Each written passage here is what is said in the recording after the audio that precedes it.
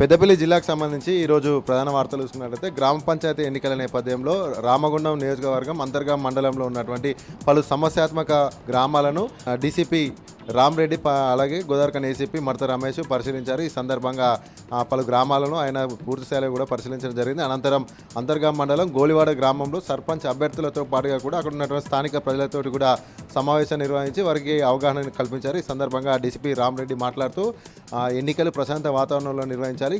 గ్రామ పంచాయతీ ఎన్నికల్లో భాగంగా సర్పంచ్ అంటే గ్రామానికి ప్రథమ పౌరుడు కాబట్టి ప్రథమ పౌరుని ఎన్నుకునే ఈ యొక్క గ్రామ పంచాయతీ ఎన్నికల్లో ప్రతి ఒక్కరు కూడా ఓటు హక్కును వినియోగించుకోవాలి. అంతేకాకుండా ఎలాంటి గొడవ లేకుండా కూడా ప్రశాంత వాతావరణంలో ఎన్నికలు నిర్వహించాలంటూ కూడా ఈ సందర్భంగా ఆయన సూచించడం జరిగింది. అంతేకాకుండా ముఖ్యంగా యువత కూడా సోషల్ మీడియా వేదికగా ఇలాంటి రెచ్చగొట్టే వ్యాఖ్యలు కానీ పుకార్లు కానీ పోస్టులు కానీ పెట్టవద్దు. అలాంటి కార్యక్రమాలు చేపడితే ఖచ్చితంగా చట్టపరమైన చర్యలు తీసుకుంటామంటూ కూడా ఆయన ఈ సందర్భంగా హెచ్చరించడం జరిగింది. అంతేకాకుండా ఎలాంటి ఒక వర్గం మరొక వర్గం పైన దూషించుకోవాడు గొడవలు చేసినట్లయితే కనుక ఎన్నికల కోడ్ను కనుక ఉల్లంఘించినట్లయితే చట్ట ప్రకారం కఠిన చర్యలు తీసుకోబడతాయి. కాబట్టి ప్రతి ఒక్కరు కూడా ప్రశాంత వాతావరణంలో ఎన్నికలు కొనసాగేందుకు ప్రతి ఒక్కరు కూడా బాధ్యతాయుతంగా వ్యవహరించాలంటూ కూడా ఈ సందర్భంగా డీసీపీ రామరెడ్డి సూచించడం జరిగింది.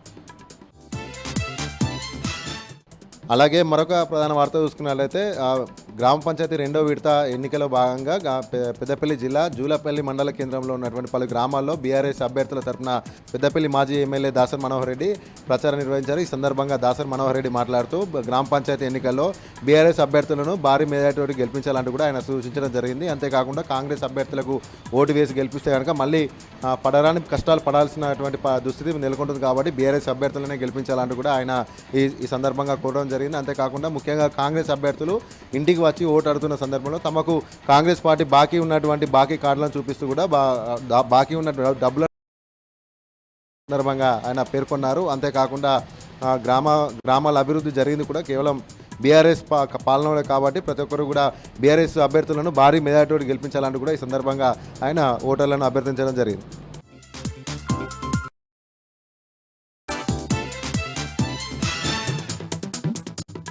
సూర్యాపేట జిల్లా వార్తలకు చదువుతాం. గ్రామ పంచాయతీ ఎన్నికల వేళ సూర్యాపేట జిల్లా వ్యాప్తంగా కాంగ్రెస్ పార్టీ నేతలు చేసినటువంటి అరాచకాలపైన ఎక్కడికక్కడ కూడా తిరుగుబాటు వ్యక్తమవుతుంది. ప్రధానంగా ఉత్తమ్ కుమార్ రెడ్డి ప్రాతినిధ్యం వహించినటువంటి హుజూర్ నియోజకవర్గంలో అడుగడుగును కూడా నిబంధనలు పాటిస్తూ ఉన్నారు. రాజ్యాంగానికి ఉల్లంఘిస్తున్నారంటూ కూడా పెద్ద ఎత్తున కూడా ఆందోళన వ్యక్తమవుతున్నాయి. నేరేచల మండలం పులుగమండ తండాలో ప్రత్యర్థి పార్టీలను భయపెట్టి భయభ్రాంతులకు గురి చేసి విత్రాలు చేయించి కాంగ్రెస్ పార్టీకి సంబంధించినటువంటి అభ్యర్థిని ఏకగ్రీవం చేశారంటూ కూడా అక్కడ ఉన్నటువంటి గ్రామస్తులు నిరసన కార్యక్రమం దిగారు. ధర్నా కార్యక్రమం కూడా కూర్చోవడం జరిగింది. కలెక్టర్ గారికి వినతిపత్రం కూడా అందజేశారు. రాజ్యాంగబద్ధంగా ఎన్నికలు నిర్వహించాలి, ప్రజాస్వామ్యంగా తామందరూ కూడా ఓటు వేసేటువంటి అవకాశం కల్పించాలంటూ కూడా వాళ్ళు ఈ సందర్భంగా డిమాండ్ చేస్తున్నారు. అక్కడ జరిగినటువంటి ఏకగ్రీవాన్ని రద్దు చేయాలంటూ కూడా వాళ్ళు డిమాండ్ చేస్తూ ఉన్నారు. సూర్యాపేట జిల్లా వార్తల విషయానికి వస్తే సూర్యాపేట జిల్లా నగరంలో 95 ఏళ్ల వయసులో సర్పంచ్ పదవికి పోటీ చేసి ఘన విజయం సాధించినటువంటి మాజీ మంత్రి జగదీష్ రెడ్డి తండ్రి రామచంద్రారెడ్డి గారికి శుభాకాంక్షల విలువ కొనసాగుతుంది. ఎక్కడికక్కడ కూడా ప్రతి ఒక్కరు కూడా శుభాకాంక్షలు తెలుపుతున్నారు. ఊరంతా కూడా రాజకీయాలకు అతీతంగా పార్టీలకు అతీతంగా అక్కడ చేరుకొని ఆయనకు శుభాకాంక్షలు తెలిపి శాలువతో సన్మానించారు. అక్కడ ఉన్నటువంటి వార్డు సభ్యులను కూడా సన్మానించడం జరిగింది. యువతకు స్ఫూర్తి నింపేలాగా ప్రతి ఒక్కరికి ఆదర్శప్రాయంగా ఉండేలాగా గ్రామాన్ని ముందుకు తీసుకెళ్లాలంటూ కూడా వాళ్ళు ఈ సందర్భంగా సూచించారు. ఇక యాదాద్రి భువనగిరి జిల్లా వార్తల విషయానికి వస్తే ఎల్లుండి జరుగుతున్నటువంటి రెండో విడత గ్రామ పంచాయతీ ఎన్నికల నిర్వహణకు సర్వం సిద్ధం చేస్తూ ఉన్నారు. ఈ నేపథ్యంలోనే గ్రామంలో నిరక్షరాస్యులకి వృద్ధులకు అక్కడ ఉన్నటువంటి ప్రజలకు అవగాహన కార్యక్రమాలు నిర్వహిస్తున్నారు, ర్యాలీలు నిర్వహిస్తున్నారు. ఈరోజు నారాయణపురం మండలంలో ఓటరు చైతన్య సంబంధించినటువంటి కార్యక్రమాలు కూడా నిర్వహించారు. కళాజాతలతో అక్కడ కార్యక్రమాలు కూడా నిర్వహించడం జరిగింది. ఎలాంటి డబ్బు ఆశ చూడకుండా ఎలాంటి ప్రలోభాలకు లోను కాకుండా ప్రతి ఒక్కరు కూడా నిష్పక్షపాతంగా నిజాయితీగా ఓటర్ను వినియోగించుకోవాలని కూడా యాదాద్రి భువనగిరి జిల్లా కలెక్టర్ ఈ హనుమంతరావు ఇప్పటికే పిలుపుకోవడం జరిగింది. ఇక్కడ ఎలాంటి అవాంఛనీయ సంఘటన జరగకుండా ప్రజాసమేతంగా శాంతియుతంగా ప్రజలందరూ కూడా సహకరించుకుంటూ స్నేహపూర్వక వాతావరణంలో ఎన్నికల్లో పాల్గొనాలని కూడా కలెక్టర్ హనుమంతరావు ఈ సందర్భంగా సూచించారు.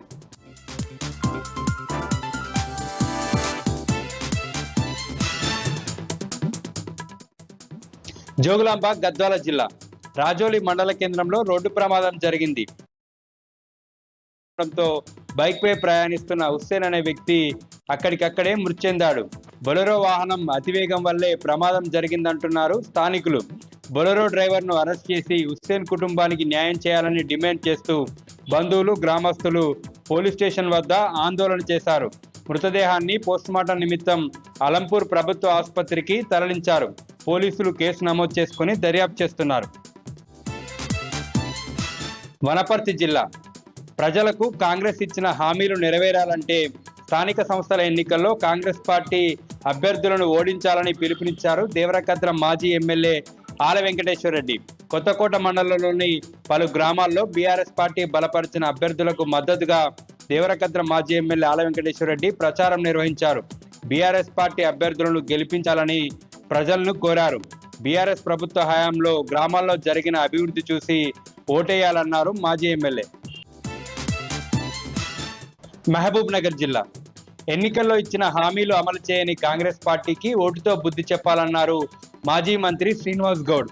అన్వాడ మండలంలోని పలు గ్రామాల్లో బీఆర్ఎస్ పార్టీ బలపరిచిన అభ్యర్థులకు మద్దతుగా మాజీ మంత్రి ప్రచారం నిర్వహించారు.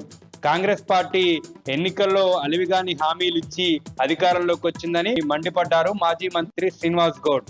బీఆర్ఎస్ పార్టీ అభ్యర్థులను గెలిపిస్తే అన్ని రకాలుగా అండగా ఉంటారన్నారు మాజీ మంత్రి.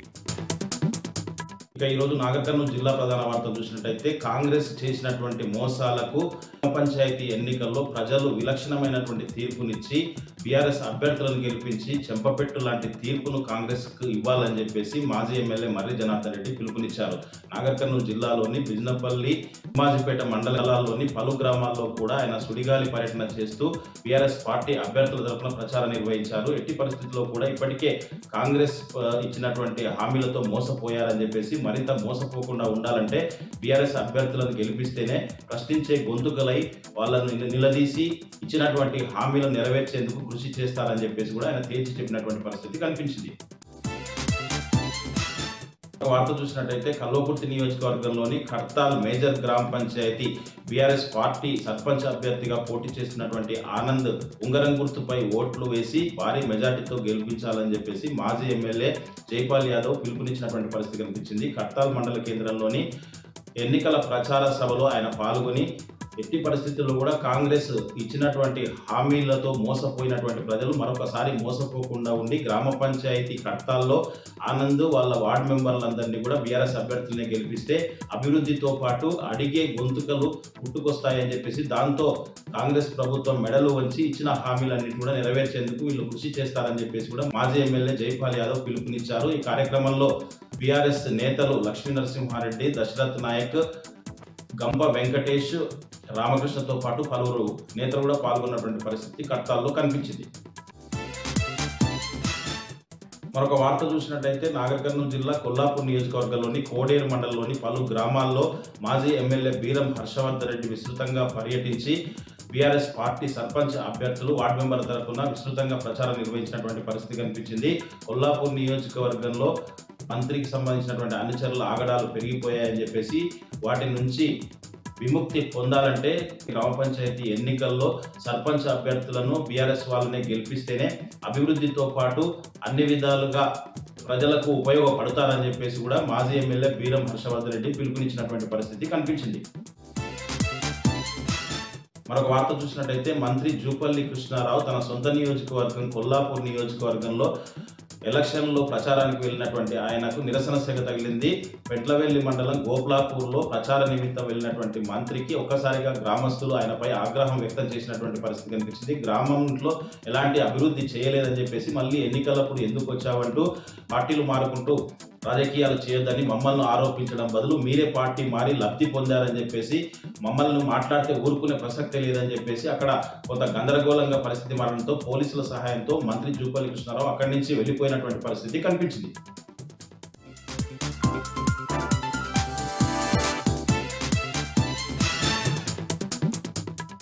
మంచిర్యాల జిల్లా కేంద్రంలోని ఓ ప్రైవేటు డిగ్రీ కళాశాలలో బీసీ విద్యార్థి సంఘాల ఆధ్వర్యంలో రౌండ్ టేబుల్ సమావేశాన్ని నిర్వహించారు.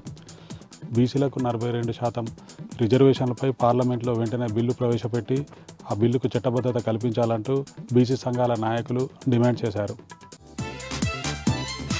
శ్రీరాంపూర్ సింగరేణి ఓపెన్ కాస్ట్లో ప్రమాదం చోటు చేసుకుంది.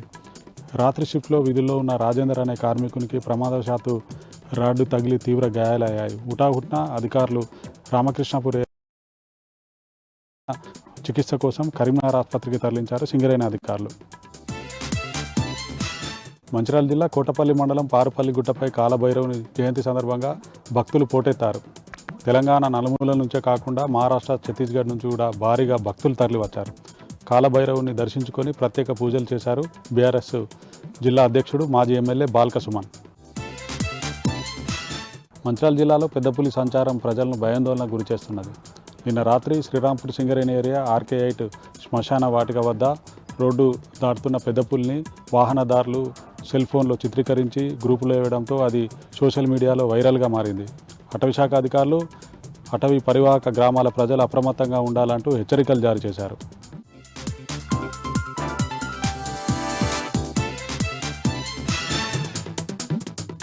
ఉమ్మడి మెదక్ జిల్లాలో ఈరోజు ప్రధాన వార్తలు ఈ విధంగా ఉన్నాయి. మొదటి విడతలో జరిగినటువంటి గ్రామ పంచాయతీ ఎన్నికల్లో బీఆర్ఎస్ పార్టీ అఖండ విజయం సాధించింది. 3 జిల్లాల్లో కూడా తన ఆధిపత్యాన్ని కొనసాగించిన పరిస్థితి కనిపించింది. ముఖ్యంగా సిద్దిపేట జిల్లాలోనైతే ఏకంగా 85 స్థానాల్ని సర్పంచ్ స్థానాల్ని బీఆర్ఎస్ పార్టీ కైవసం చేసుకున్నది. మొదటి స్థానంలో బీఆర్ఎస్ పార్టీ నిలిచింది.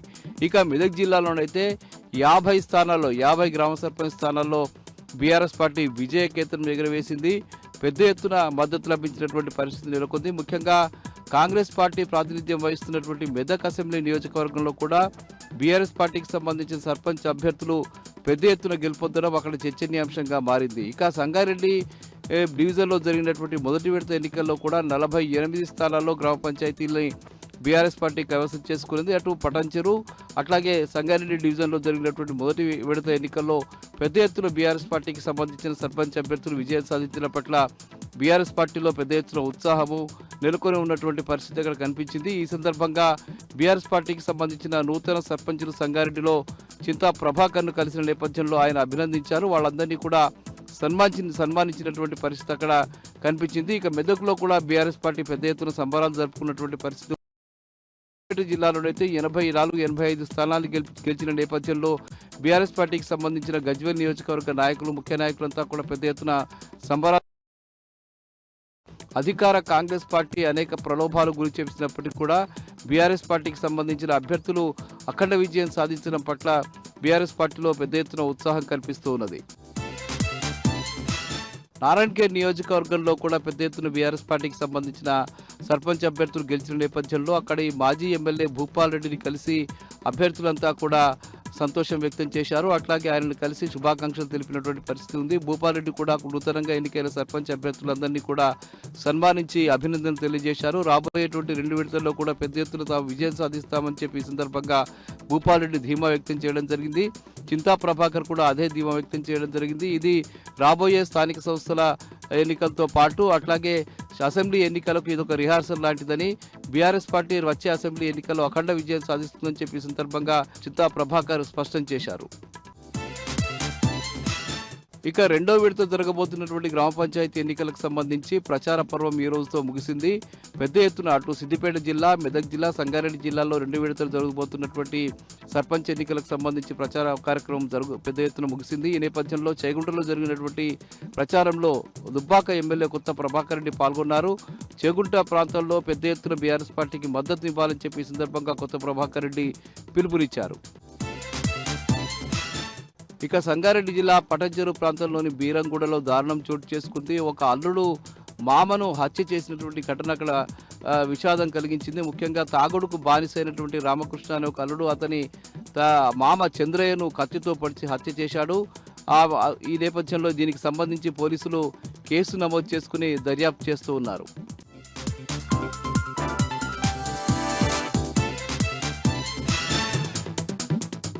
సాయి ఈశ్వరాచారి కుటుంబాన్ని తెలంగాణ ప్రభుత్వం ఆదుకోవాలని తెలంగాణ ఆలోచన పరుల వేదిక క్లబ్లో శుక్రవారం మీడియా సమావేశం ఏర్పాటు చేశారు. ఈ సమావేశంలో జూలూరి గౌరీశంకర్తో పాటు కవులు, రచయితలు మాట్లాడారు. ఇది ముమ్మాటికి ప్రభుత్వ హత్యనని ఆరోపించారు. బీసీ డిక్లరేషన్ అమలు చేయకుండా తాత్సారం చేయడంతోనే సాయి ఈశ్వరాచారి ఆత్మహత్య చేసుకున్నట్లు ఆరోపించారు. బాధిత కుటుంబానికి ₹1 కోటి నగదు పరిహారం చెల్లించాలని డిమాండ్ చేశారు. కుటుంబంలో ఒకరికి ఉద్యోగం కల్పించాలని కోరారు.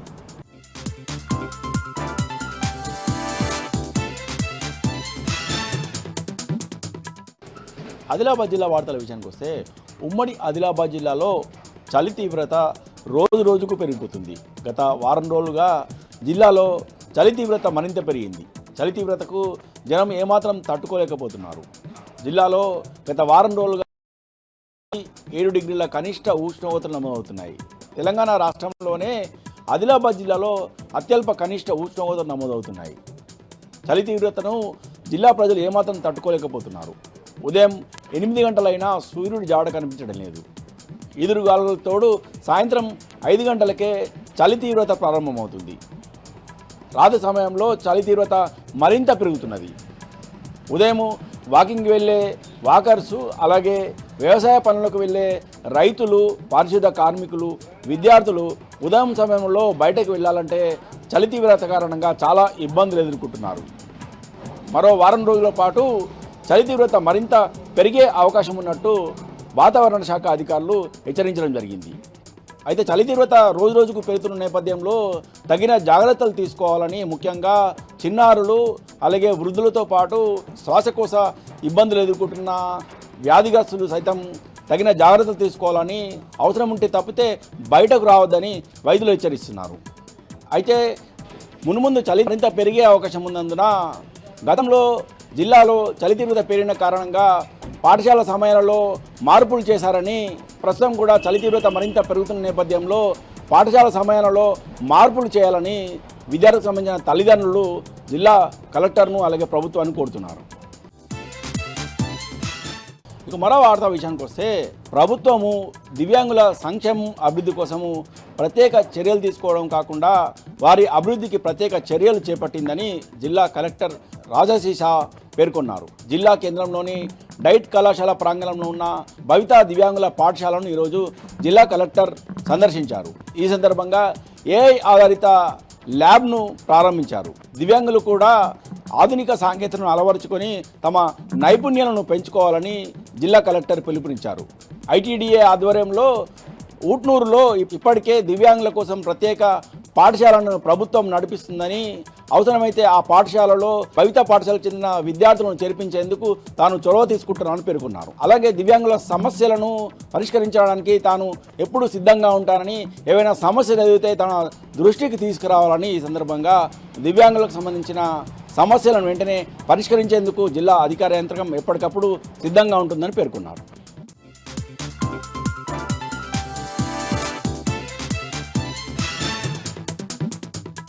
ఆంధ్రప్రదేశ్ రాష్ట్రంలోని అల్లూరు సీతారామరాజు జిల్లా చింతూరు మండలం మారేడుమిల్లి అటవీ ప్రాంతంలో ఓ ప్రైవేట్ ట్రావెల్స్ బస్సు బోల్తాపడింది. 9 మంది ఘటనా స్థలంలోనే మృత్యువాత పడ్డారు. మరొక 20 మంది తీవ్ర గాయాల పాలయ్యారు. అందులో 5గురు పరిస్థితి విషమంగా ఉంది.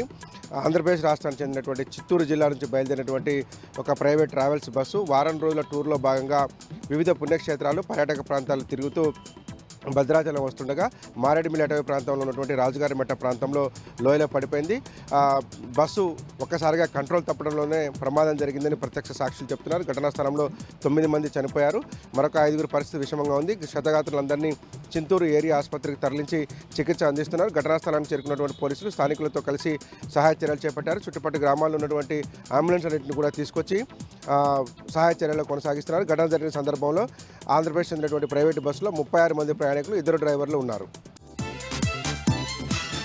ఖమ్మం జిల్లా రఘునాథపాలెం మండలం హరియాతండా గ్రామంలో హైటెన్షన్ వాతావరణం నెలకొంది. నిన్న జరిగిన గ్రామ పంచాయతీ ఎన్నికల్లో అధికార కాంగ్రెస్ పార్టీ రెగ్గింగ్ చేసి గెలుపొందిందని ఆరోపిస్తూ ఒక స్వతంత్ర అభ్యర్థి సెల్ టవర్ ఎక్కడంతో ఆందోళన నెలకొంది. సెల్ టవర్ ఎక్కినటువంటి మాలోత్ రంగా అనేటువంటి హరియాతండాలో పోటీ చేసినటువంటి సర్పంచ్ అభ్యర్థి నిన్న జరిగినటువంటి ఎన్నికల్లో రెగ్గింగ్ చేశారని ఆరోపిస్తూ ఆందోళన చేపట్టాడు. హరియా తండా, సుగ్ని తండా, బాధ్య తండా 3 తండాలకు కలిపి ఒక గ్రామ పంచాయతీగా ఉందండి. సుగ్ని తండాలో 170 ఓట్లకు 170 ఓట్లు ఎట్లా పోలాయంటూ తను రంగా ప్రశ్నిస్తున్నాడు.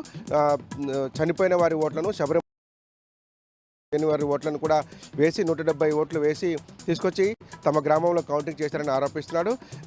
తాను సర్పంచ్ ఎన్నికల్లో గెలుపొందుతానని చెప్పి భావించి 8 నుంచి 10 లక్షల రూపాయల దాకా ఖర్చు చేశానని వాపోతున్నటువంటి రంగా తనకు న్యాయం చేయాలని డిమాండ్ చేస్తూ సెల్ టవర్ ఎక్కాడు. నిన్న సాయంత్రం నుంచి అధికారులకు, ప్రజాప్రతినిధులకు ఎన్ని సందర్భాల్లో ఫిర్యాదు చేసినా పట్టించుకోవడం లేదంటూ రంగా ఆవేదన వ్యక్తం చేస్తున్నాడు.